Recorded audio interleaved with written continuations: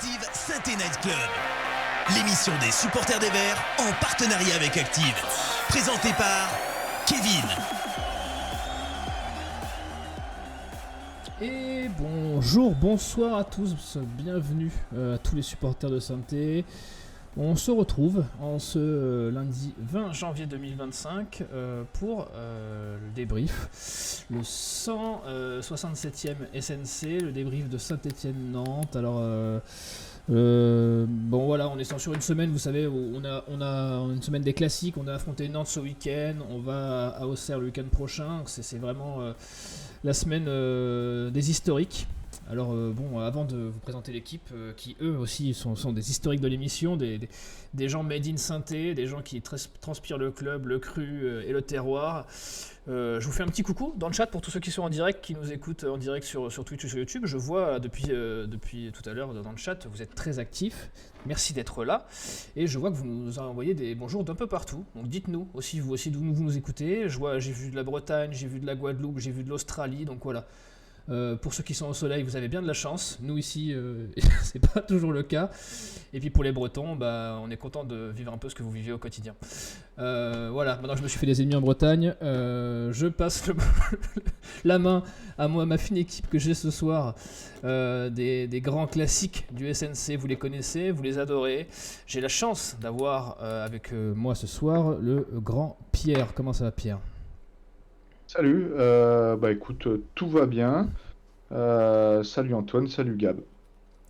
Toi, Pierre, il fait beau chez toi, tu nous envoies pas de message de la Guadeloupe, toi, ou d'un endroit ensoleillé? Un peu froid, mais cette saison, on va dire. Ouais, voilà, on va pas se plaindre non plus. Antoine qui est avec nous ce soir, comment ça va, Antoine? Bah écoute, ça va super. Salut Pierre, salut Gab. Petit point météo, Ouais. aujourd'hui du côté de Paris, il a fait gris ce matin et un petit peu de soleil dans l'après-midi qui est venu percer cette morosité ambiante. Donc voilà, on a terminé la journée sur une bonne note avec du soleil mais de la fraîcheur. Ouais, des rayons de soleil, on aurait aimé en voir ce week-end à Geoffroy Guichard. Ça n'a pas été le cas pendant tout le match. Malheureusement, beaucoup de brouillard, beaucoup d'incertitudes et beaucoup d'approximations, comme la météo en ce moment. Et enfin, au chat, il est toujours fiable. Hein. C'est pas comme Météo France. Quand il y a une déconvenue, un absent, quelqu'un qui peut pas être là, il est toujours là, il arrive comme le super sub, comme le vent qui pousse la tempête. C'est mon Gab, comment ça va, Gab? Kevin, salut tout le monde. Alors par contre la petite pique sur la Bretagne, j'ai pas trop aimé parce que moi à Rennes, il fait pas très chaud, ok, mais on a quand même du beau temps, donc J'ai le passeport, donc, j'ai le calmons-nous sur la Bretagne. j'ai le passeport, Gab, j'ai le droit, j'ai jurisprudence, j'ai le droit, j'ai l'autorisation parentale. Et ben voilà, on va y aller. On vous laisse vous installer tranquillement devant le SNC. On est parti pour une petite heure tous ensemble. On va se régaler, c'est sûr. Active Saint-Étienne Night Club, le débrief. On va aller presque autant que devant un match et devant un match de Saint-Étienne et surtout un match de Saint-Étienne sous Orneland. Alors, on s'est régalé sous certains aspects, on s'est mangé les doigts sur beaucoup d'autres et arraché les cheveux sur autant d'autres. C'était un match, comment dire, c'est le genre de match qui laisse un sentiment partagé, Pierre. Exactement, ouais, c'est ça. Moi, si avant le match, on m'avait dit un nul contre Nantes, je m'en serais pas contenté. Mais la physionomie du match et le fait qu'on égalise dans les 5 dernières minutes fait que on a ce sentiment un petit peu mitigé, comme tu dis. T'étais au stade, Pierre, ou tu l'as vu à la télé? Non, moi je l'ai vu à la télé. Et ouais, c'est vrai que les dernières minutes arrivant, on voyait une défaite se profiler, même si on était dangereux. Hein. Les 20 dernières minutes, on les a acculés sur leur but. Et voilà, heureusement, on a cette égalisation qui arrive tard. Je pense qu'on aurait pu encore faire mieux. D'où quand même la petite pointe de déception également. Mais voilà, on n'a pas le choix. Il faudra se contenter de ce nul et enchaîner. Faute de mieux, une négation qui arrive tard, mais on en reparlera, une égalisation qui arrive de nulle part surtout. Ouais. Antoine, toi tu étais assidu devant ta télé aussi, je suppose, en tant que Parisien? Oui, j'étais pas descendu dans le forêt pour cette rencontre. Euh, un peu comme Pierre, j'étais assez ambitieux avant le coup d'envoi du match. Je me suis Oui, dit comme qu'avec tout ce le qu'on monde, avait hein. vu contre Reims, oui, oui, oui, on s'est peut-être vu un peu trop beau. On a oublié que la Ligue 1 c'est un championnat très compliqué et qu'en fait une équipe comme Nantes elle est capable d'avoir un bloc défensif ultra solide.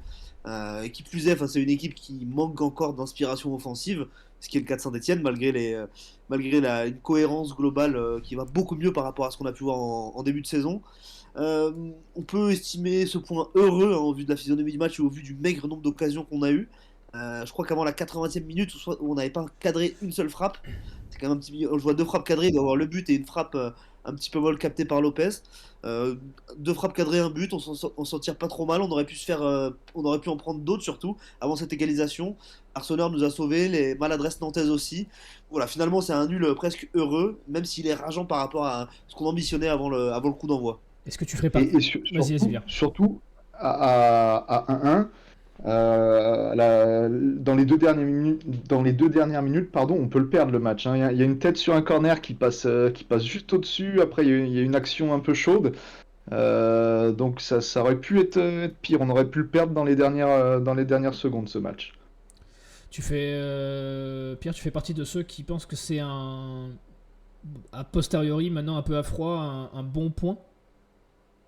Alors, je suis content vu la physionomie, mais non, clairement, alors on va peut-être y revenir plus tard, mais au niveau du classement, c'est pas du tout une bonne opération. Pas du tout. Parce on a des concurrents directs qui s'éloignent un petit peu. Et voilà, faut avancer. On sortait d'un déplacement au parc où on a fait bonne figure, mais ça fait 0 point quand même. Là, on va se déplacer 2 fois, et quand on connaît les difficultés qu'on a à l'extérieur, c'est un point, mais ça aurait été mieux de prendre les 3, hein, je pense, dans notre situation. Antoine, c'est plus 2 points de perdu ou un point de gagné là? À domicile face à un concurrent direct, quoi qu'il arrive, c'est 2 points de perdu parce qu'il faut prendre 3 points dans ces matchs-là. Si on veut se Mm. sauver, le maintien passe par ces matchs-là. Il passe pas forcément par croiser les doigts pour obtenir un point miraculeux au Parc des Princes, hein. C'est dans ces matchs-là qu'il faut faire des différences. On l'a pas fait et surtout enfin, il y avait une sacrée pression qu'on a tout de suite vu les résultats d'avant, la victoire de Montpellier qui se relance complètement ce week-end.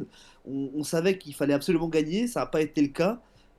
Ça reste un petit peu inquiétant par rapport aux deux déplacements qui nous attendent, comme le disait Pierre, avec ce déplacement au Serre, mais surtout ce déplacement à Lille qui est invaincu depuis le mois de septembre, depuis la défaite contre Saint-Étienne. Donc voilà, assez inquiétant, enfin, comptablement parlant, là on rentre vraiment dans une période d'inquiétude, je trouve, où ça se resserre en bas. Devant, il y a un écart qui s'est creusé au niveau de Reims-Angers, qui a quand même 5 points d'avance maintenant. Auxerre aussi, alors que derrière on les voit, on a vu Le Havre qui a plus qu'à 4 points, Montpellier à 5 points. On a peut-être raté un premier coche dans cette seconde partie de saison. Il faudra pas en louper beaucoup. Ouais, ça c'est clair qu'on n'a pas beaucoup de marge de manœuvre. Surtout, on le verra avec tout ce qui s'est passé dans le classement sur cette journée de Ligue 1. On va faire un petit tour du côté du chat parce que je vois que vous êtes déjà très nombreux. Ça fait très plaisir. Mais je sais que vous n'êtes pas forcément là pour nos belles gueules. Vous êtes surtout là pour donner votre avis sur le match et c'est ça qu'on veut. Et c'est Gab qui va remonter les infos. Qu'est-ce qui se passe, Gab, dans le chat? Alors déjà pour commencer sur le sondage, que retenez-vous de ce match nul? C'est surtout à l'arrache. Donc nos auditeurs trouvent que c'est un match nul qu'on a été chercher un petit peu de nulle part. Et le but de Boakier en témoigne. Sinon dans les messages on a France sur YouTube qu'on salue depuis la Guadeloupe qui nous dit moi je retiens le missile de Boakier. On a ALTL qui nous dit on encaisse un but vraiment évitable. Gatoun qui nous dit je trouve les critiques extrêmement sévères sur le match au vu des purges auxquelles on a eu le droit pendant 6 mois. Voilà. Sinon sur Horneland de Samcro42, on a Horneland, ce n'est pas Gandalf. On a vu et j'espère qu'il a vu les carences. Difficile de se maintenir sans recrue et vite, puisque c'est vrai que le mercato hivernal, on est déjà à la moitié du mercato là, qui ferme le 3 février. On a Loac42 qui nous dit beaucoup trop d'erreurs défensives et d'imprécisions dans les 30 derniers mètres adverses. Spider-Fox qui nous dit la stat qui indique 75% de possession pour 2 tirs cadrés. C'est vraiment ce qu'on appelle de la domination stérile. Je pense que tout le monde est d'accord là-dessus. Carrément. Euh, On a Céline qui voit un peu plus de positif en disant un point c'est déjà ça, même si ça ne suffit pas au maintien. Guillaume qui justement précise que les victoires de Montpellier et de Angers font très mal ce week-end. Euh, et globalement, c'est ça qui revient. Et on a, même si on y reviendra après sur les cas personnels, on a Sam Crow qui nous dit Zurico devient beaucoup trop individualiste, il ne lève pas la tête et veut gagner le match à lui tout seul, comme avec Bordeaux, 2 petits points. Donc je pense que qu'il faudra peut-être ouvrir le dossier à un moment David Ashvili qui ne donne pas entière satisfaction à nos auditeurs. Merci beaucoup Gab. Continuez dans le chat à nous donner votre avis sur ce match. On va encore parler bien sûr de l'effectif qui est jugé trop léger par certains, de l'adversaire aussi, on peut en parler, de l'adversaire de ce week-end, qui n'a pas montré grand-chose, il faut le dire, mais qui repart, lui, avec un bon point, je pense, et ils s'en satisferont. Messieurs, je vous ai affiché la compo d'équipe à l'écran, si vous l'avez, ou si vous ne l'avez pas encore en tête. Toujours est-il que, alors on en parlait un peu en off avant l'émission, c'est une compo qui a réservé des surprises. Mais c'est une compo qui a surtout révélé toutes les carences de cet effectif, Antoine. Oui, bah, quand on regarde l'effectif aligné, il y a quand même beaucoup de joueurs, à part les trois de devant qui étaient déjà en Ligue 2 la dernière. Mine de rien, avec une équipe de Ligue 2, on a beaucoup de chances d'avoir des résultats d'une équipe de Ligue 2 sans trop de suspense. C'est un petit peu ce problème, mais depuis le début de la saison, on sait, c'est que cette équipe-là, on a beau avoir un entraîneur aussi excellent soit-il, elle se heurte à ses limites techniques, à ses limites tactiques, à ses limites de jeu. On a vu Eric Horneland qui a réussi à faire progresser certains joueurs, à faire progresser une idée de jeu un peu plus intéressante à voir. Mais mine de rien, il y a trop de moments où en fait, techniquement, il y a des joueurs qui sont à la ramasse, qui n'arrivent pas à répondre sur des passes, des passes très précises à faire, sur des gestes très précis à faire. Il y en a beaucoup qui n'arrivent pas à faire ça. On a vu les centres d'Apia qui ont été tous autant ratés les uns que les autres. On a vu certains ballons très simples être ratés. Et malheureusement, c'est dû au niveau technique global des joueurs. Et ça, faire progresser des joueurs, ça se fait pas en 3 semaines. Eric Horneland a déjà réussi à faire changer de projet de jeu à son équipe. Par contre, il n'a pas encore réussi à faire progresser tous ces joueurs-là, parce que ça met beaucoup plus de temps. Et il y en a certains qui ont peut-être aussi atteint une forme de plafond de verre. Oui. Je sais pas si un joueur comme Fomba va pouvoir exploser dans les 6 mois à venir avec Horneland. Je sais pas si un joueur comme Petro va se révéler comme le nouveau Jordi Alba. Je pense malheureusement ces joueurs-là, on connaît leur niveau et on peut pas espérer beaucoup mieux de leur part malheureusement. Oui, c'est des joueurs qui sont arrivés en fin de progression et ils sont déjà bien avancés dans leur carrière. Maintenant, c'est du peaufinage, à la limite. Pour gommer ces petites erreurs qui nous ont coûté cher, Pierre, toi sur la compo de départ, quand tu as vu N'Guessan, Fomba, notre deux latéraux, tu t'es dit, bon. Eh ben, l'équipe, il y a 9 joueurs qui sont titulaires et il y a 2 surprises entre guillemets. Donc la première, c'est effectivement N'Guessan. Surtout, alors il a 16 ans, N'Guessan, il est très jeune et surtout, normalement, c'est un 9 et là, il l'a mis sur le côté. Donc je sais pas si c'est un cadeau qu'il lui a fait. Après, on sait que Boakier était en délicatesse avec sa hanche, si je dis pas de bêtises. Oui, et puis les seules belles choses les très bonnes choses qu'il a montré à N'Guessan, c'est souvent quand il était dans l'axe. En plus. Ouais, et Cafaro a l'air d'être un peu déclassé par Horneland, donc voilà, un choix un peu bizarre. On voit que bon, il a pas fait une super première, N'Guessan, mais on voit quand même il a du ballon. Il aurait pu marquer, il aurait dû marquer. Il aurait dû. Ça se joue vraiment à quelques centimètres. Je crois que c'est la seule occasion franche qu'on a d'ailleurs avec le but. Donc ça c'est le premier point et le deuxième point, le deuxième joueur qu'on s'attendait pas à voir, c'était Fomba. Mais là c'était parce que Ekwa était malade. Voilà, forfait de dernière minute. Et je pense que Horneland il met Fomba parce que c'est le joueur de l'effectif qui a le profil le plus similaire à Ekwa, même si voilà son niveau est quelquefois un peu limite. C'est lui qui a le profil le plus proche de Ekwa. Et je crois on va en reparler, mais il a fait un match sans être exceptionnel, il a fait un match plutôt correct. Donc le 11 un peu un peu modifié, mais un peu par défaut également. De toute façon, c'est ça, quand je te dis, quand tu vois le banc de touche, tu peux pas mettre autre chose comme 11, enfin, techniquement, à part Bah, il y avait peut-être un Mougou qui peut rentrer, Tardieu qui peut jouer. Tardieu ou Amougou. Moi, j'étais étonné hein, quand j'ai vu que c'était Fomba qui remplaçait quoi, j'étais étonné. Il aurait pu mettre Tardieu ou Amougou, mais encore une fois, je pense que il a mis le profil le plus similaire. Voilà, après, est-ce que Amougou avait 90 minutes dans les jambes? Voilà, c'est, ce sont des choix et voilà. Je ne sais pas si ça aurait changé grand-chose si on avait mis un Cafaro, par exemple, à la place d'un N'Guessan. Je pense pas. Cafaro, je Voilà. pense que s'il a été déclassé, il y a peut-être des raisons qui ne nous échappaient pas, pour une fois. Qui ne nous échappaient Peut-être.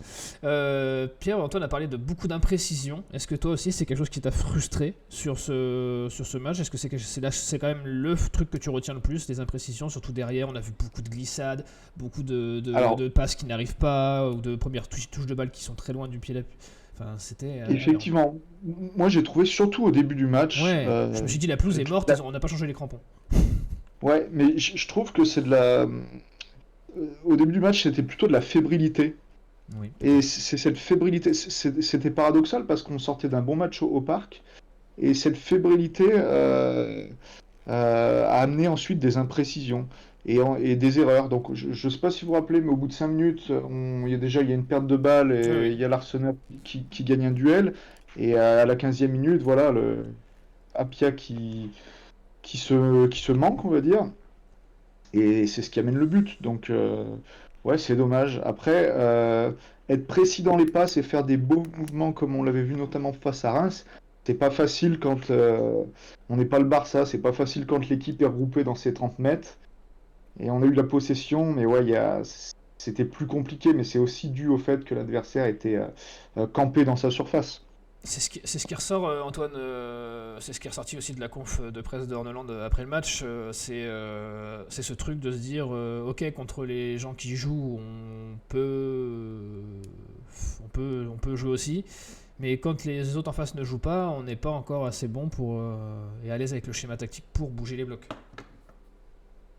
Bah, c'est sûr que face à Reims, il y a eu quelques boulevards qu'on a su exploiter à la perfection.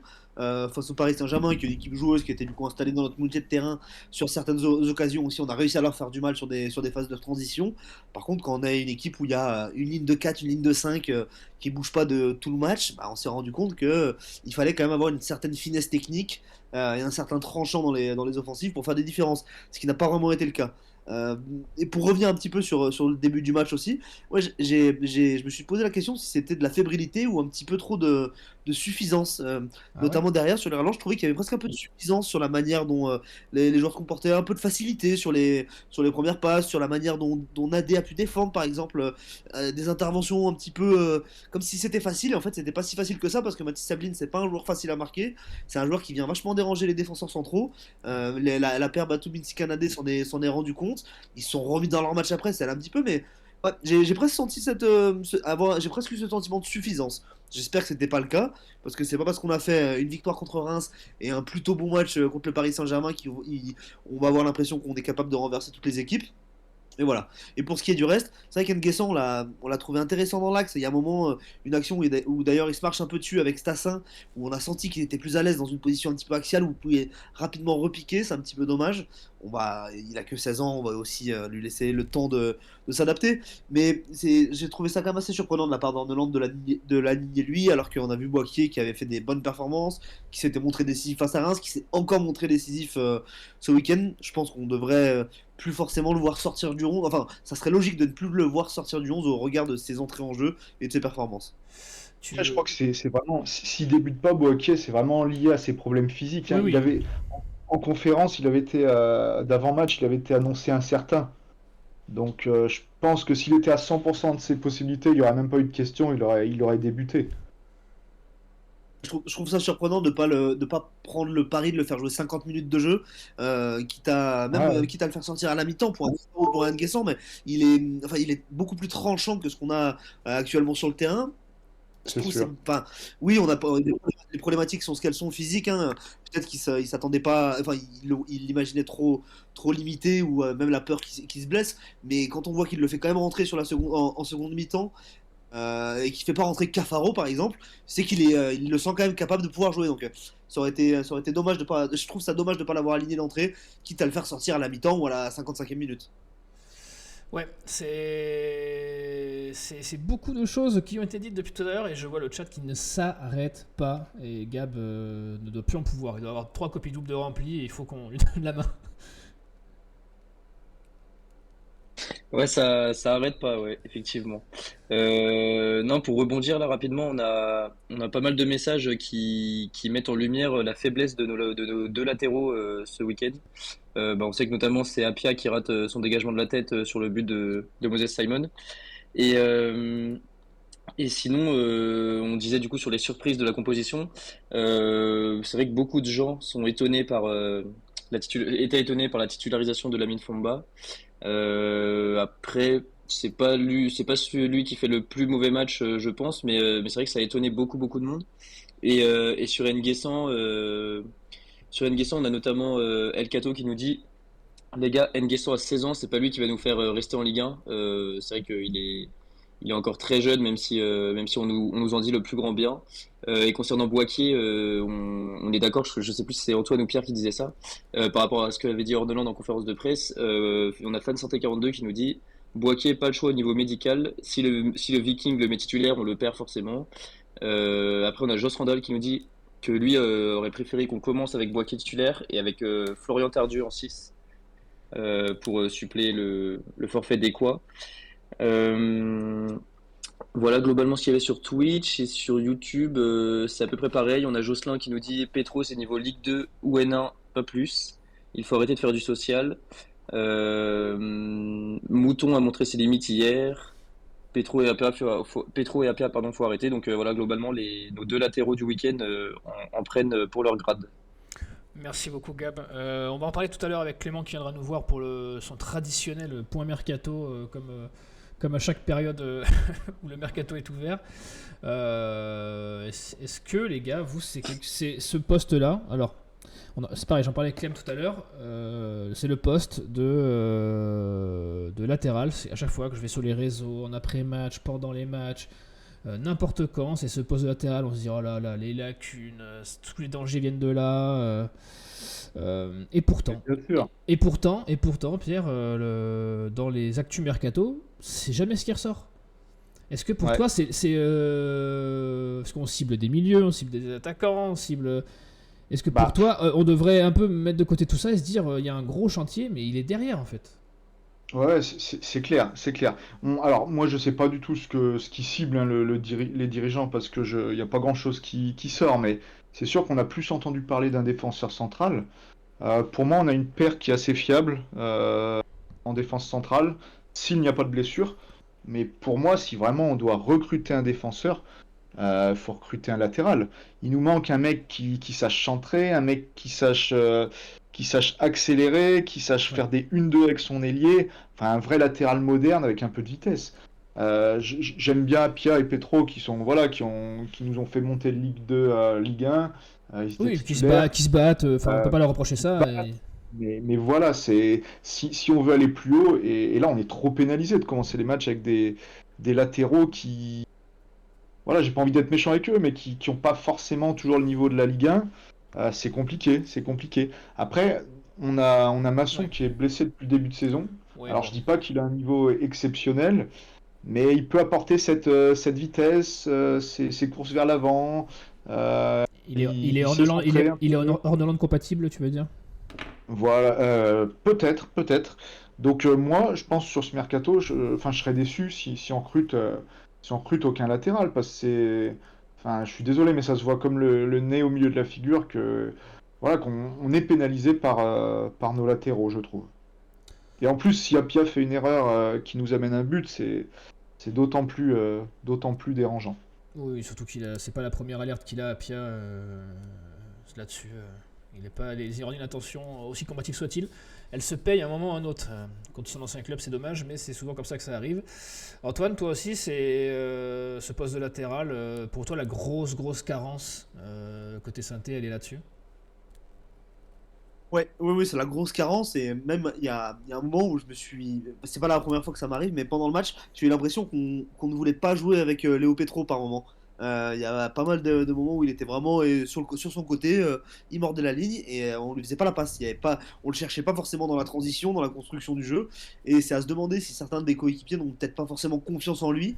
On sait qu'il est un peu plus solide derrière que devant, il a plus de lacunes à se projeter, à réaliser des centres, etc.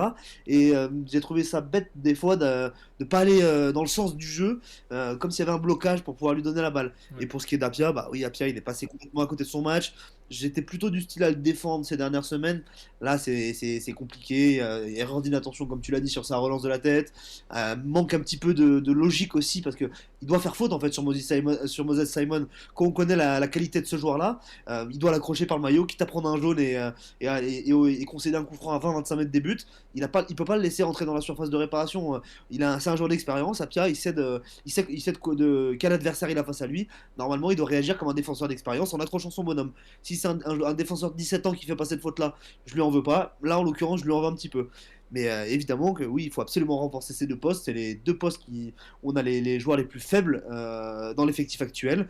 Et s'il n'y a pas de recrues à ces postes durant ce mercato, on risque de serrer les fesses pendant une bonne partie de la seconde partie de saison, dès qu'il y aura des offensifs qui passeront par les côtés. Et on n'aura pas beaucoup de soutien de nos latéraux pour les attaques. Pour toi, c'était gros flop du match, mais est-ce que tu as eu quand même des satisfactions, Antoine? Ou d'autres points d'autres joueurs que tu as trouvé en dessous? D'autres joueurs que j'ai trouvé en dessous, j'ai trouvé Michael Nadé un peu dans le dur ce match-là. On sent qu'il s'est quand même vachement fait bouger par Mathis Ablin, qui a vraiment un profil intéressant. J'espère qu'il va pas rester beaucoup à Nantes parce que ses qualités sont pas exploitées du mieux que possible. Surtout Nadé, on a beaucoup attendu son retour. Il nous a beaucoup fait de bien quand il est revenu. Là, il était un petit peu dans le dur. Après, peut-être qu'il est passé à côté de son match, peut-être qu'il n'était pas forcément dans son assiette. C'est comme ça. Mais voilà, on attend beaucoup plus de lui. On attend que ça soit vraiment lui maintenant le patron de la défense, hein, beaucoup plus que Bato Binsika. Après, je me dis aussi, il y a peut-être l'absence d'Ekwa qui venait beaucoup les soulager, qui soulageait cette paire, Oui. notamment au moment de la relance, qui redescendait, qui apportait une certaine sérénité. Là, il n'était pas là. Ceci explique peut-être cela. Moi, je suis très fan d'Ekwa. Je trouve que c'est un joueur qui a énormément de qualité, qui nous fait énormément de bien, un travailleur de l'ombre qui est vraiment à la base de la stabilité de l'équipe quand ça veut bien tourner. Il n'était pas là et ça s'est ressenti sur ce secteur défensif qui avait pas vraiment de sérénité. C'était un petit peu à l'emporte-pièce à chaque fois. Est-ce que finalement, par son absence, Ekwa serait pas le seul top de ce match? C'est ça qu'on va se poser comme question. Les tops, Les les tops, ils sont quand même difficiles à aller chercher. Un des rares tops, c'est peut-être Lamine Fomba, c'est la première fois qu'il est titulaire du match contre Brest. Par il me semble, en début de saison. rapport à ce qu'on attendait, parce que, in fine, c'était pas non plus clean. Hein. Et par rapport à ces 2 ou 3 entrées en jeu cette saison, je sais pas combien il y en a eu au total, mais c'était quand même assez inquiétant. Là, il a sauvé les meubles par rapport à ce qu'on pouvait attendre de lui. De là, le glisser en top, c'est un peu compliqué, mais des tops, il n'y en a pas eu beaucoup, malheureusement, à part l'entrée de Boakier, qui nous a vraiment fait du bien, qui a tout de suite été dans son match, qui a Les tout de entrants, suite fait des différences. même les entrants Mais en général, je pense, on est d'accord pour se dire ça. Tardieu aussi a fait une rentrée correcte. Même Amougou a bien cassé les lignes, je trouve. Pierre, Et puis ils ont apporté de la. Ouais, je disais, ils ont apporté un peu de dynamisme. On sentait que l'équipe elle tirait un petit peu la langue, elle était en manque de solutions. Le coach a bien réagi en faisant rentrer des joueurs à des profils un peu différents. Et ça a fait du bien. On a senti qu'il y avait plus de fraîcheur dans la fin de match. Ça a fait la différence. Par contre, ce qui est un petit peu frustrant, c'est que ces joueurs-là, ils n'ont pas réussi à emballer le match sur les 3-4 dernières minutes après l'égalisation. Et comme l'avait très bien dit Pierre au début du match, on s'est surtout fait peur après avoir égalisé plutôt qu'on a fait peur à Nantes. Pierrot, à titre individuel, tu as des choses qui te... Je crois qu'Antoine je suis assez d'accord avec son analyse. Au niveau des tops, je dirais quand même. Enfin, c'est des tops, des petits tops, hein. Mais Batou Binsika a fait son match, j'ai trouvé. Derrière, c'est peut-être celui qui a le mieux tenu la baraque. Larceau, t'en sauves quelques-unes. Larceau. Même si celle qui doit l'enlever, il l'enlève pas, mais... J'arrive mal à analyser. Larceau, le but qu'il prend, j'arrive mal à analyser. Je me dis qu'il aurait peut-être pu faire mieux. Oui. Mais bon, ça va vite, hein. Ça va quand même vite. Au niveau des top. Bah, ça a été dit, je sais pas si on va en reparler, mais Fomba fait un match correct, mais attention, sans être exceptionnel non plus. Euh, j'ai bien aimé les entrants également. Et ça a été très bien souligné dans le chat au début de l'émission. Mais David Ashvili a été un peu individualiste à mon goût. Et voilà, c'était pas un match facile vu qu'il avait peu d'espace. Il a été un peu individualiste et il n'a pas fait son meilleur match sous le maillot vert Est-ce pour qu'on moi. est-ce qu'on peut dire, Pierre, que c'est dans les tops, on pourrait quand même mettre la tactique d'Orneland, dans le sens où c'est le genre de match sous Odo ou sous des entraîneurs qui ont eu moins de réussite chez nous. C'est le genre de match où on n'aurait pas eu ces stats-là. Enfin, je veux dire, on serait pas sorti avec 75%, on serait Ouais, pas sorti avec ouais, mais 700 au passes. final, C'est stérile, ça a été mais ça montre quand même ça a été- une maîtrise, entre guillemets. Ah, ouais, alors c'est sûr que 75% de possession, c'est pas avec Dalloglio que ça nous serait pas arrivé, mais Nantes est venu aussi pour défendre. Et le scénario du match fait que on prend un but à la 15e. Donc eux, voilà, ils avaient plus qu'à attendre. Après, ils sont venus pour Et défendre parce qu'ils savent que maintenant on est une équipe qui joue. ouais, Si on avait gardé notre image d'équipe qui propose rien, ils seraient peut-être pas arrivés avec le bus, les Nantais. Antoine, c'est sûr. Antoine, C'est sûr. t'en penses. Ouais, je pense que Nantes, quoi qu'il arrive, même avec Dalloglio, serait venu En avec une bus. équipe C'est avec vrai un que profil ultra défense. c'est vrai que c'est ce qu'ils ont l'air de proposer sur toute l'année. Ça aurait peut-être pas été aussi flagrant en termes de possession de balle et en termes de passes, mais en tout cas, Nantes serait pas venu avec de l'ambition dans le jeu à Saint-Etienne. Ça m'aurait étonné en tout cas. Eh bien, écoutez, la transition est toute faite puisque on a la chance d'avoir l'avis d'un supporter nantais qui nous dit ce qu'il a pensé du match. Je vous laisse écouter et puis vous nous dites dans le chat si vous l'entendez bien. Et puis on se retrouve après, messieurs, pour débriefer sur ce qu'en a pensé cet auditeur. Hop. Alors, attendez que je le... Tac. Salut Romain. Écoute, avec grand plaisir pour le vocal. Écoute, cette prestation nantaise aujourd'hui a frustré beaucoup les supporters. On a laissé le ballon à Saint-Etienne, qui est censé être une équipe sur le papier plus faible que nous. On est exaspérés, nous, du côté de Nantes, de ce genre de match qu'on a livré. On a livré une bouillie de football face à une équipe de Saint-Etienne qui voulait faire du jeu, mais qui a buté sur un bloc très très bas du FC Nantes, très ennuyeux à voir. Beaucoup de manque de technique. On a vu quand même que les deux joueurs qui gardaient le plus le ballon, c'était deux petits jeunes du centre qui jouaient quasiment leur premier match en Ligue 1. Je pense à Herba Guirassy et au petit Louis Leroux qui est rentré à la place de Douglas Augusto. Mais c'est un match nul. Enfin, surtout Saint-Etienne méritait de revenir dans ce match parce que Nantes n'a rien livré. Nantes est quasiment, c'est des mots forts que je vais employer, mais pris en otage par Comboiré qui reste là avec ce jeu catastrophique. On est quand même sur une victoire sur les 15 derniers matchs de Ligue 1 côté nantais. Donc vous aussi, Stéphanois, vous pouvez avoir des regrets de ne pas avoir battu une si faible équipe.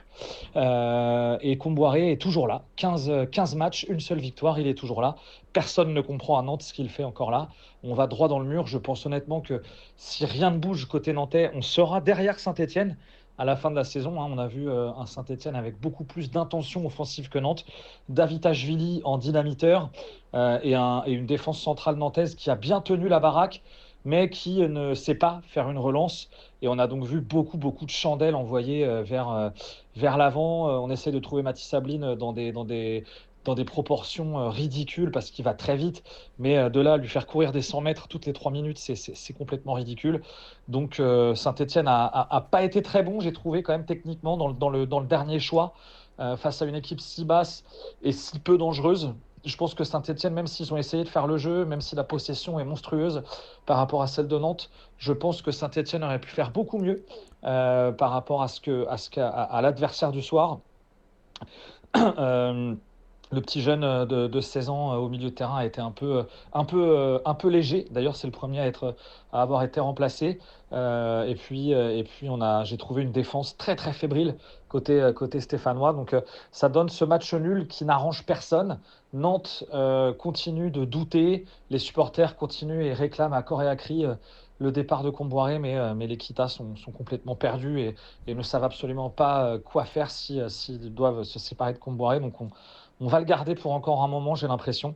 Et en tout cas, Saint-Étienne, ce nouveau coach qui nous fait penser, nous, beaucoup à l'arrivée de Sergio Conceição à Nantes il y a 6-7 ans maintenant, quand, avec des préceptes de jeu un peu les mêmes qu'Orneland, il avait tout changé. J'ai l'impression que c'est en train d'arriver chez vous. Il manque quelques joueurs, je pense qu'un bon neuf, parce que Stassin me paraît un peu limité.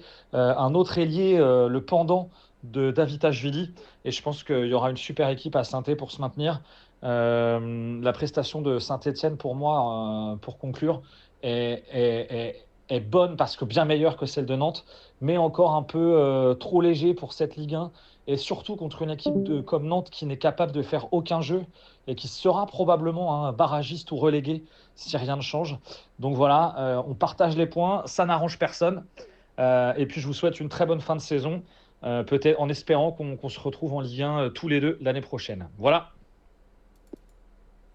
Voilà, messieurs, on remercie Emmanuel Merceron, fidèle supporter du FC Nantes, qui nous a donné son avis sur ce match. C'est bien aussi d'avoir un avis extérieur. Dites-nous dans le chat, c'est une première sur le SNC qu'on récupère l'avis a posteriori des supporters adverses. Dites-nous si c'est quelque chose que vous trouvez intéressant et que vous voulez revoir. On fera remonter ça au chef. En tout cas, c'est bien parce que on était un petit peu en train de se dire c'est bon, il y a du bon mais quand même beaucoup de mauvais, mais lui il nous tire quand même le chapeau sur pas mal de choses. Est-ce que Pierre, tu veux corroborer ou argumenter sur ce que a dit notre homologue nantais?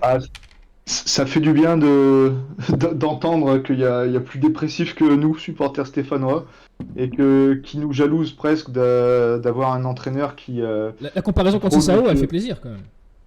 Pardon ? La comparaison avec Conceição, elle est flatteuse, elle fait plaisir. Ouais, alors on va attendre un peu. Hein. Moi, j'aime ce que j'ai vu sur les premiers matchs, quoique c'était un petit peu moins flamboyant sur le dernier match, mais moi, je suis toujours un petit peu sceptique, donc je vais pas faire un bilan au bout de 3 matchs, hein, même si il me semble bon ce coach, j'attends quand même des confirmations.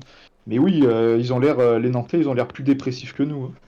Après, d'un point de vue extérieur, Nantes, sur le papier, je trouve qu'ils sont pas une mauvaise équipe. Ils ont quand même deux joueurs offensivement qui sont assez énormes. Enfin, j'exagère peut-être, mais Ablin et Simon, c'est quand même du haut niveau. Donc, malgré tout ce qu'ils vivent, je pense que ça sera pas très beau, mais je pense qu'ils se maintiendront, moi, les Nantais. Antoine, toi aussi tu es content de ce témoignage nantais et que tu compatis à la prise d'otage d'Antoine Comboiré? Oui, c'est vraiment là-dessus que je voulais rebondir parce que réellement, si on regarde l'effectif de Nantes, il y a quand même pas mal de joueurs qui seraient titulaires chez nous. Moses Simon, il est titulaire tous les jours. Mathis Sablin, il est titulaire tous les jours. Derrière, je pense que Castelletto, il est quand même très titulaire tous les jours aussi. Nicolas Cozza, c'est quelqu'un qui serait titulaire chez nous. Chirivella, il aurait sûrement sa place. Ça fait quand même pas mal de mecs qui nous feraient beaucoup de bien dans le 11 de départ. Et à côté de ça, l'équipe, elle est catastrophique à avoir joué. Le niveau, il est abyssal. Hein. C'est deux blocs ultra serrés, bas, qui font que souffrir pendant tout un match. Enfin, c'est une équipe qui pourtant est loin d'être l'équipe la plus dangereuse de Ligue 1. Ouais, voilà, là, ils sont vraiment pris en otage par Camboiré avec une équipe qui a de plus grosses qualités que nous, je trouve, fait beaucoup moins bien. Est-ce qu'ils seront derrière nous, est-ce qu'ils seront devant nous? Ça, c'est une vraie question parce que on n'arrive pas du tout à savoir nous quel chemin on va prendre. Le chemin que Nantes prend, les supporters le connaissent déjà. C'est un chemin qui sera fait de longs ballons devant en profondeur pour Mathis Sablin avec des déviations pour Moses Simon. Est-ce que ça va marcher lors des autres rencontres? Je sais pas. Mais en tout cas, ils vont pas s'amuser jusqu'à la fin de la saison, les Nantais. Nous, on risque d'avoir quand même un petit peu plus de bonheur à voir les Verts jouer. Ouais, à Nantes, je suis fan d'un truc, c'est les chandelles de Nicolas Palois. C'est vrai. C'est magnifique. C'est vrai que voilà. Après la lutte pour le maintien, on va attendre que Clem, j'ai vu Clem passer tout à l'heure pour le mercato, il devrait pas tarder à revenir, mais on va faire un très très bref point sur comme ce qui s'est passé au classement, parce qu'on en a parlé que c'était pas comptablement favorable pour nous. Pour résumer, Montpellier et Le Havre se sont un peu réveillés, ont eu un sursaut. Rennes, lui, continue de s'enfoncer dans les méandres de la Ligue 1 malgré un changement de coach, malgré des investissements conséquents. Est-ce que pour toi, Pierre, c'est on va dire, une petite anomalie sur cette journée, que les deux de derrière se rebellent, il ne faut pas trop en tenir rigueur, et Rennes, c'est pareil, il ne faut pas trop en tenir rigueur parce qu'ils ne jouent pas dans le même championnat que nous, ou est-ce que maintenant qu'on est à plus de la mi-championnat, des trucs comme ça, il faut prendre compte quand même? Derrière nous, la mauvaise nouvelle pour moi, c'est Montpellier qui, voilà, avant cette journée, on aurait pu penser faire un petit écart encore plus sur Montpellier parce qu'ils recevaient Monaco et qu'on recevait Nantes. Et au final, c'est eux qui nous reprennent des points. Donc pour moi, la mauvaise nouvelle est là. Angers aussi, j'ai pas parlé, qui cartonne à fond. Ouais. Le Havre, après, ils prennent juste un point, donc ça va, on les garde à distance. Rennes et Nantes sont à un autre niveau. Rennes, j'ai peur quand même ça sera peut-être compliqué, mais ça serait vraiment un cataclysme pour moi qui descendent. Et la mauvaise nouvelle, c'est qu'on a des concurrents directs qui s'envolent, et notamment Angers. Auxerre, bon, ils ont pris leur distance depuis un petit moment, mais ils sont à 5-6 points devant nous. Voilà, c'est une mauvaise journée comptablement parlant, parce qu'il y a quand même pas mal d'équipes qui nous grappillent quelques points. Et voilà, peut-être qu'il faudra un peu plus de 32-33 points pour se maintenir. Et c'est en ça que pour moi, voilà, l'opération comptable du jour n'est pas bonne et qu'on aurait dû gagner. T'es tout d'accord avec ça, Antoine, ou tu as quelque chose de plus à rajouter? Ouais, sur Rennes, je suis assez d'accord. Je pense que Rennes va réussir à se sauver. Je les imagine mal quand même au vu de la qualité de l'effectif et du nombre de joueurs de qualité, ne pas arriver à se sauver, même si Sampaoli, on sent qu'il a pas du tout pris en main le club pour l'instant. Mais l'enseignement aussi, c'est vraiment se dire que tout va super vite dans cette Ligue 1. C'est ultra resserré. C'est sérieux. En 2 semaines, Montpellier était complètement à la rue. On les mettait presque déjà en Ligue 2. Il y a quand même Jean-Louis Gasset qui a dit qu'il préparait quasiment la Ligue 2 il y a de ça 2 semaines. Là, finalement, ils sont plus qu'à 5 points de nous. Ça va très très vite. En fait, 2 résultats positifs. Et on l'a vu avec Angers. Angers a fait une série de 3 matchs, de 3 victoires de suite. Ça y est, tout d'un coup, ils ont quand même ils ont 9 points d'avance. Ils ont 9 points d'avance sur le Havre qui est 17ème. C'est énorme. Mais parce qu'ils ont enchaîné 3 victoires de suite pendant que le Havre a fait 2 défaites, un nul. Faut pas tirer trop vite des conclusions. Mais juste, voilà, il faut se rendre compte que on peut très vite se faire décrocher, comme on peut très vite remonter, comme on peut très vite se donner de l'air. Et Ouais. d'où l'adage de on prend les matchs les uns après les autres, il est plus vrai que jamais. Merci beaucoup les gars. Continuez dans le chat à nous donner votre avis sur ce classement, sur cette journée de Ligue 1. Mais on va arriver à celui qui est la star de cette émission en période de mercato, celui vers qui tous les yeux se tournent, vers qui, là ça y est, je vois, tu vois, les compteurs s'affolent de viewers, puisque tous les insiders de la planète Sainté se penchent sur le SNC à ce moment-là pour écouter notre grand Clem. Comment ça va, Clem? Bonsoir messieurs. Eh ben, moi Salut. ça va, que vous aussi. Je sais pas s'ils s'affolent pour les bonnes raisons, les compteurs, ce soir, parce qu'on est attendu au tournant sur Cardona. Tu es venu faire un mea culpa. Et- je te jette dans la fosse. Mais ouais, on va pouvoir entamer direct avec Cardona, parce que certains d'entre vous ont sûrement vu l'info qui est parue sur Peuple Vert vendredi dernier, comme quoi il devait voyager dans la journée et qu'une visite médicale devrait s'enchaîner pas trop longtemps après. Comme vous pouvez le constater, l'info s'est avérée fausse. Alors, on n'a jamais parlé d'accord total, ni même de signature à venir, mais le problème, c'est pas la question, c'est qu'on s'est trompé parce que on nous a indiqué vendredi que les cartons étaient en train d'être préparés et qu'il allait voyager. Mais il y a eu un peu une enflammade, je pense, dans l'entourage du joueur. Donc voilà, on en prend la responsabilité. Nos excuses pour les faux espoirs. Mais voilà, On accepte tes il y a que... excuses. C'est gentil, merci. Il y a que... Moi je les accepte en tout cas. Perso, je sais pas vous les gars, mais moi je les accepte. Au niveau des arrivées, tu avais d'autres de choses à nous dire quand même que ce Cardona qui se tarde. C'est ça, voilà. On a quand même d'autres dossiers à évoquer, même si Cardona, alors attention, j'ai vu des gens qui s'enflamment carrément. C'est pas parce que on s'est trompé sur l'info comme quoi il voyageait vendredi que le joueur ne va pas venir, que tout est mort, que tout est inventé depuis le début. Non. Pas du tout. Cardona, ça négocie depuis une semaine, 2 semaines. Il veut revenir, c'est toujours en cours. C'est pas foutu comme dossier. Juste au niveau du timing de ce qu'on a raconté vendredi, on s'est trompé. Et voilà, on le reconnaît. Mais est-ce qu'il y a des latéraux, Clem? C'est ça que le peuple demande. Est-ce qu'il y aura des latéraux? Bah alors les latéraux, on en parlait avant l'émission, tous les deux. Il y avait le poste de latéral droit qui était visé avant le début du mercato, sur fin novembre-décembre. Le problème, c'est que sur les priorités qui ont été établies au début de mercato, non, il n'y avait pas le poste de latéral. Il y avait le poste de défenseur droitier, où on a eu des noms qui ont fuité, Malanda de Charlotte, Sadibou Sané de Metz, qui ne partira pas normalement sauf offre irrefusable. Il y a aussi comme autre priorité de prendre un ailier, donc qui aurait pu être Cardona, surtout que Cardona fait les 3 postes offensifs, donc on verra s'il vient à signer Cardona ou pas. Sur les noms au poste d'ailier, il y a Zaidan Inoussa de Haken notamment, qui est toujours pisté. Avec la signature de Cardona probable, est-ce que ça peut quand même se faire? Honnêtement, j'ai pas la réponse. Il y avait comme autre priorité aussi un milieu de terrain. On a eu le nom de Baptiste Santamaria, où au final il y avait eu une grosse enflammade aussi pour pas grand-chose, parce que financièrement c'était pas possible niveau salaire, et que le joueur en plus n'avait pas vraiment envie de venir.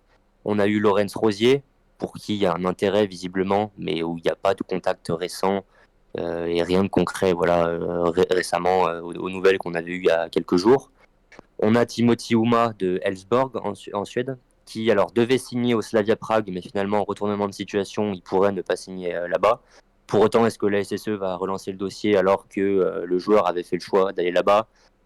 Pas forcément. Ça semble pas trop correspondre à la philosophie des dirigeants, qui aiment quand même bien quand un joueur montre une envie de venir et est vraiment sûr de lui, voilà, et a vraiment cette volonté-là. Là, c'était pas le cas, donc on les imagine difficilement revenir à la charge, mais écoutez, pourquoi pas, seul l'avenir nous le dira. Et le dossier le plus chaud en ce moment au milieu de terrain, c'est donc Noé Le Breton. On en a parlé vendredi sur Peuple Vert, comme quoi vendredi dernier on n'a pas dit que des bêtises. Alors Noé Le Breton, c'est milieu de terrain de Caen. On a fait une première offre selon l'équipe qui a été refusée, et il y a une seconde offre qui devrait arriver, ou alors qui est arrivée aujourd'hui peut-être, on ne sait pas vraiment. Et il y a la possibilité de le laisser à Caen en prêt jusqu'à la fin de saison. Donc, alors ce serait du coup pas un renfort pour la seconde partie de saison sur du court terme, mais il y a cette possibilité-là qui serait à peu près visiblement la seule pour faire céder Caen, à moins qu'on soit vraiment prêt à aligner les euros, parce que Caen est dans une situation vraiment très très compliquée, 17e de Ligue 2 si je dis pas de bêtises. Yann Mvila s'est blessé, qui joue au même poste, donc là ça devient vraiment compliqué pour eux. Donc voilà, à suivre pour Noé Le Breton. En tout cas, le poste de latéral, alors on parle un peu si départ de Pierre Cornu, mais pour l'instant pas de départ imminent pour Cornu. Donc voilà. Mais c'était bien un poste qui était visé avant le début du mercato, mais dans les priorités des tout premiers jours du mercato, c'était plus le cas. À voir si ça revient sur la table.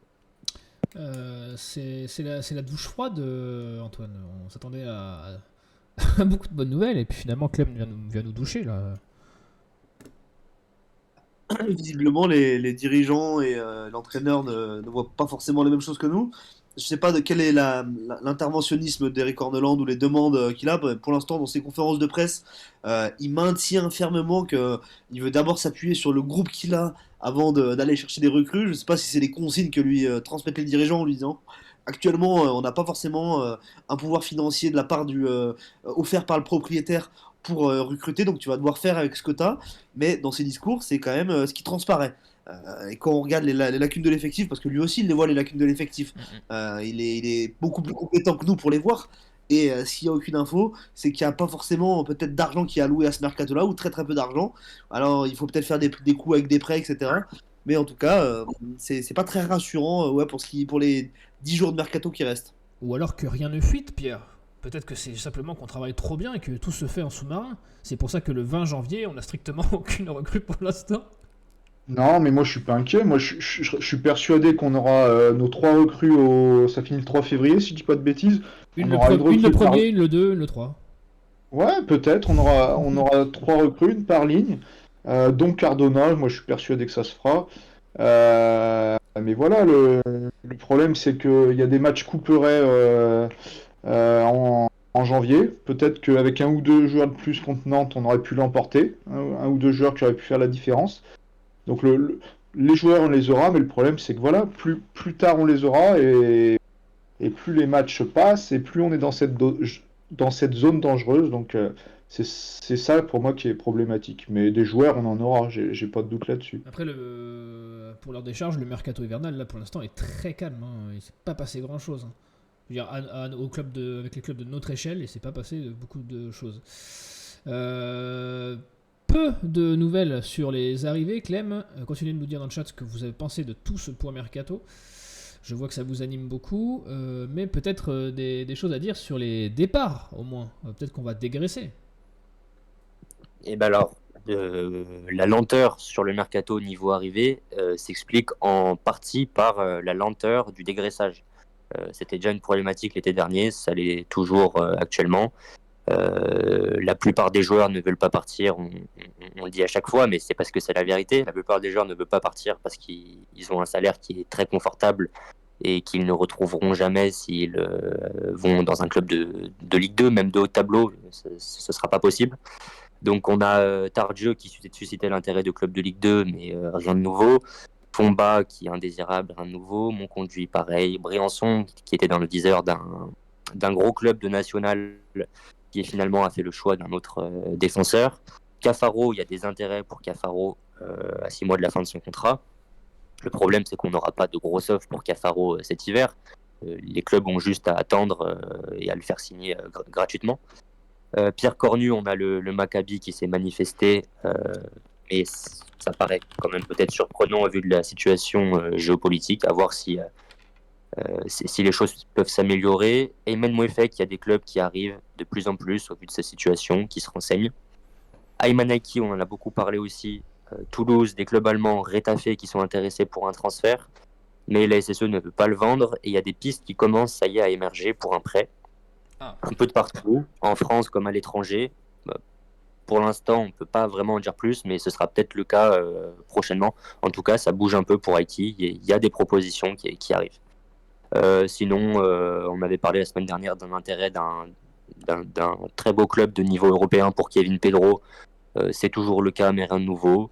Mathis Amougou, qui, dans la prolongation, est un peu en stand-by. Pareil, rien de nouveau. On va voir ce qui va se passer dans les prochaines semaines. Mathis Amougou, toujours des gros clubs qui sont à l'affût. Bayer Leverkusen, Real Sociedad, Borussia Mönchengladbach, qui sont toujours là, etc. La liste est longue. Les autres clubs ne sont pas forcément sortis, mais voilà. En tout cas, il y a pas mal d'intérêt. Et alors, au-delà de ce lent dégraissage qui explique en partie la lenteur du mercato au niveau arrivé, on a aussi, pour moi, beaucoup de dossiers qui prennent beaucoup de temps, des négociations qui sont très longues, parce que la SSE simplement ne veut pas surpayer. C'était déjà une volonté l'été dernier. On a eu du Tcherno-Bari qui a duré je ne sais pas combien de temps pour au final nous passer sous le nez. Il y a une volonté de payer les joueurs à ce qu'ils estiment être le juste prix, quitte à ce que ça prenne du temps, même du coup beaucoup de temps, et ça peut créer de la frustration chez les supporters. Ça s'entend totalement, parce que, comme disait Pierrot tout à l'heure, contre Nantes, tu as 1 ou 2 recrues, peut-être que ça change le match et que tu as 2 points de plus au classement actuellement. Donc c'est un peu frustrant, mais en effet, comme Pierrot aussi, je pense qu'on aura bien nos recrues d'ici la fin du mois de janvier. Comme c'était le cas d'ailleurs un peu l'été dernier, on avait eu Ekwa Estassin qui était arrivé vraiment dans les tout derniers instants. Je pense que ça se bouclera, juste ça prend beaucoup de temps, et ouais, je peux comprendre que ce soit un peu pénible, mais bon, c'est comme ça, et on sera là la semaine prochaine pour refaire un nouveau point. Pour le dernier point, Clem, puisque la semaine prochaine nous serons le 27. Et à Nantes, on aura le 3, c'est le dernier jour techniquement. Tu vas nous honorer de 2 présences encore, Clem, sur ce mercato, et je sais que elles seront bien plus animées et tu vas nous vendre du rêve. On en est sûr. On espère. On espère. Cette fois-ci, quand les cartons seront faits et qu'on vous le dira, ça sera vrai. C'est sûr à 100%. Merci beaucoup Clem en tout cas d'être passé. À vous, bonne soirée. Bonne soirée à toi. Très vite Gab sur le chat, comment ça réagit sur ce mercato avant qu'on arrive à la fin de l'émission bientôt quand même déjà. Comme tout le monde et comme ce qu'on peut voir sur les réseaux, la plupart de nos auditeurs sont assez inquiets évidemment du fait qu'il y ait pas encore de recrues au 20 janvier. Sinon sur les points un peu plus personnels sur le dossier Cardona, on a des avis mitigés. Certains parlent que ce serait une mauvaise idée de récupérer Cardona. D'autres disent qu'il faut absolument le récupérer. Donc c'est assez mitigé. Après pour Noé Le Breton de Caen, j'ai vu quelques messages passer. Il y a eu beaucoup de messages, donc j'ai vu quelques messages qui disaient, notamment voilà, c'était Loac42 qui nous disait Le Breton ce serait bien pour préparer les saisons à venir. Et sinon sur les latéraux, évidemment tout le monde a les mêmes yeux que nous et tout le monde est très inquiet s'il n'y a pas de recrue au poste de latéral droit et latéral gauche. Et au niveau des départs, c'est au point mort de toute manière. Donc on a notamment Starwarn qui nous dit il faut vendre à Mougou maintenant s'il ne veut pas prolonger. 42 CAE42 qui nous dit la même chose. Amougou, s'il prolonge pas, il faut le vendre dès maintenant. Et sinon, on a pas mal de gens qui regrettent les salaires qui ont été donnés en Ligue 2 quand on voulait remonter à des Briançon, des Monconduit, des Tardieu, etc. qui du coup, comme le disait Clem, ne veulent pas partir maintenant parce que ils gagnent bien leur vie à Saint-Etienne même s'ils ne jouent pas. Donc voilà globalement ce qui s'en dit. Merci beaucoup Gab. Il nous reste très peu de temps d'émission, messieurs. Je vous laisse une petite main. On va pas trop parler du match qui arrive contre Auxerre pour la simple et bonne raison que maintenant sur la chaîne YouTube de Peuple Vert, vous avez la très belle émission de l'avant-match qui a lieu toutes les semaines et qui prend bien le temps de développer ce qui va se passer dans la rencontre qui arrive. Donc quand on a le temps, on en parle un peu, puis on en a quand même un petit peu parlé au fur et à mesure au fil de l'eau de l'émission. Et je fais quand même, dernier point, les gars, voir si vous avez quelque chose à rajouter sur le mercato. Et si vous n'en avez pas, voir pour ce week-end, vous, qu'est-ce que vous attendez du déplacement au Auxerre, un petit prono, quelque chose, avant qu'on passe à la coqueluche de tous, notamment d'un certain Joss Randall qui truste le classement. C'est le quiz du SNC qui arrive juste après. Antoine, je te laisse la main pour un dernier mot sur le mercato et ou sur Auxerre. Eh ben, pour le mercato, je suis pas aussi rassuré que Pierre qui pense qu'on aura une recrue à chaque ligne. Moi, j'espère qu'on aura déjà au moins une recrue en plus de Cardona. Cardona, je pense aussi que ça va se faire. J'espère qu'on aura au moins une recrue en plus que Cardona. Et ça sera déjà bien par rapport à l'avancée qu'on a actuellement depuis, alors que le mercato est ouvert depuis 20 jours. Et pour Auxerre, je pense que ça va être un match très, très, très sympa à voir sur le papier. Voilà. Auxerre, c'est l'équipe qui joue au ballon. Quand ils sont venus chez nous, ça a fait un match très sympa avec des occasions des deux côtés, avec la philosophie d'Orneland et ce que prône Pellissier à Auxerre. Ça peut être un match avec pas mal de buts qui peut un petit peu plus nous correspondre en plus, avec une équipe qui va pas forcément jouer bloc bas. Pourquoi pas une petite victoire dans un match un peu fou sur le score de 3-2. Voilà, Pierre, toi aussi une victoire pour Auxerre, une victoire. Ah, je crois que je vais vous décevoir. Parce qu'Auxerre, c'est une équipe à la maison qui est hyper costaude. Nous, il va nous manquer potentiellement tout notre milieu de terrain, parce qu'on a Bouchouari et Mouton suspendus, et quoi à voir s'il est remis de sa maladie. Donc, vu nos difficultés à l'extérieur, j'aimerais être optimiste, mais victoire, j'y crois pas trop, je dirais un match nul. Ok, bon, allez, ça passera pour cette fois. Ça passera pour cette fois, Pierre. Tu auras l'occasion de te rattraper de cet affront pendant le quiz. On est obligé d'accélérer, messieurs, puisque le quiz est un indispensable à la tenue d'un bon SNC. Vous pouvez jouer dans le chat. On vous remercie d'avoir été aussi nombreux quand même sur cette émission. Mais le SNC n'est pas terminé. Il nous reste 1 ou 2 minutes pour faire ce quiz. Quiz où l'objectif, je le rappelle, n'est pas de gagner, mais seulement de battre Joss Randall pour au moins faire en sorte que lui ne gagne pas. C'est tout ce qui compte. Donc, messieurs, vous connaissez les règles. 3 questions. On se fait un petit On se fait un petit juste au plus rapide quand c'est pas précisé. Et vous dites votre prénom, je vous donne la parole et on y va. Question autour de synthé, de l'actualité du moment. Mais on y va, messieurs, pour la première question pour se chauffer.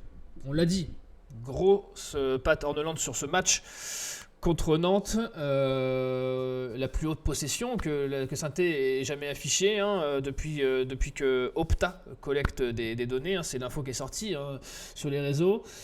Il y a eu énormément de passes. Qui d'entre vous a le nombre de passes exactes qui ont été tentées? Ah, je l'ai vu, mais je sais Antoine plus. Oui, Antoine. Antoine, 740. Non. Pierre, est-ce Il y a Oh, c'est un nombre près ou faut faire Ah, comment? c'est C'est le plus près? c'est au plus près, ouais. Tu vas avoir un guess. Moi, je dirais 690. Non.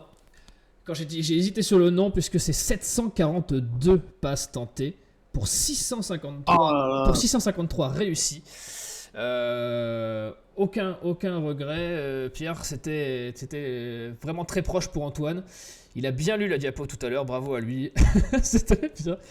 On va affronter Auxerre ce week-end. 1-0 Antoine. On va affronter Auxerre ce week-end. Là, c'est de la rapidité. C'est pas au plus proche, c'est de la rapidité. Quel est le dernier joueur à avoir fait le chemin entre Saint-Étienne et Auxerre, ou Auxerre et Saint-Étienne, qui sait? Pierre. Charbonnier. Pierre, ouais. Pierre Charbonnier Charbonnier. en C'est 2022, exactement. Charbonnier en 2022. Moi, j'ai trouvé que ça. Bravo. Voilà. Ça s'est battu avec Juice, mais je crois que Juice c'est avant, si je dis pas de bêtises. Donc Charbonnier. Charbonnier, c'est une bonne réponse. Je te l'accorde. Un partout et c'est le suspense, c'est à son comble. La dernière victoire, j'ai dû remonter. J'ai dû faire un travail d'archive incroyable pour retrouver quand est-ce qu'on avait déjà battu Auxerre à la Baie des Champs. Et ça remonte très loin. Ou peut-être pas, puisque je vais vous demander, messieurs, au plus proche, en quelle année a eu lieu la dernière victoire de Saint-Étienne à Auxerre? Est-ce que vous voulez un petit indice? Un indice. Je vous accorde un indice et c'est parce qu'il y a match nul et qu'on doit se dépêcher. C'est une victoire 3-1. 2009. Ok, Antoine. Pierre, 2008. Messieurs, c'était une victoire 3-1. Si je vous dis les buteurs, Christophe Landrin, Hilal, Pascal Feindouno, avec un but contre son camp de Johan Benalouane. Et ce match a eu lieu le samedi 22 mars 2008. C'est Pierre qui prend ce point sur un tout pile. Sur un tout pile. C'est très très J'ai beau. dit au hasard. C'est très J'ai très dit beau. au hasard. Et c'est d'autant plus beau qu'Antoine était à une année près. Ce qui est quand même pas rien. Bon, c'est une victoire de Pierre qui va se donner de l'air au classement, qui va peut-être recoller un petit peu le wagon de tête. Voilà, Joss qui crie à la tricherie dans le chat, ça ne changera pas d'une semaine sur l'autre. Merci d'avoir été là, en tout cas, messieurs, avec moi. Merci Gab, merci Antoine, merci Pierre. Merci au chat, vous avez été extrêmement nombreux et extrêmement actifs, ça fait très plaisir. N'hésitez pas à partager l'émission en replay. Vous pouvez retrouver l'avant-match dans la semaine qui va tomber sur YouTube de Peuple Vert. N'hésitez pas à les regarder, c'est les copains, ça fait plaisir. Et puis on se retrouve la semaine prochaine pour le débrief d'une victoire contre Auxerre, on n'en doute pas, c'est sûr. Avec plein de nouvelles recrues, c'est certain, cette fois-ci c'est fait, on va le faire. Passez une bonne semaine, prenez soin de vous et allez les Verts, n'oubliez pas. Ciao. Salut. Ouais, tout le monde.